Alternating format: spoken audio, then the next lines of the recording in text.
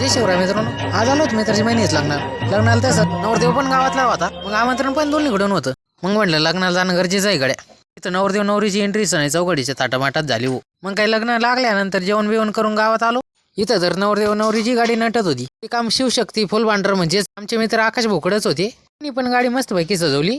सोबत मध्ये त्यांचे भाऊ पण होते. त्यांची सजवण्याची पद्धत मला आवडली, पण तुम्हाला आवडली असेल तर कमेंट मध्ये नक्की सांगा. म्हणजे कसं तुम्हाला पण अशी गाडी सजवतील. रात्री हळदीला पण आलो होतो. तिथं पण काय झालं तर शिवाजी बाबा आले होते. त्यांची तर लहान पोरांनी सुद्धा चेष्टा केली राव. त्याला गवळण म्हणायला सांगितली. त्याला तर अगोदर आठवणा पण वरून काय म्हणतात गाणं नाही म्हणत गवळण म्हणतो. हा बरं म्हणा, बघू काय म्हणतात. काय ऐकलंय बाबा, तुम्हाला कसं पटतं? वरून हसताय. तुम्हाला लहान पोरं सुद्धा सांगू राहील राव हसू नका म्हणून. हा बरोबर बोला.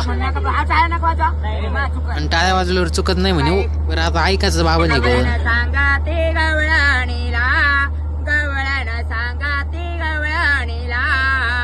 पुत्र झाला ऐश्वदेला, पुत्र झाला देवकीला, अंगड टोपाड बाळाला, साडी चोळे राधे केला. ते झालं डीजे चालू झालं बाबांची नागिन बा.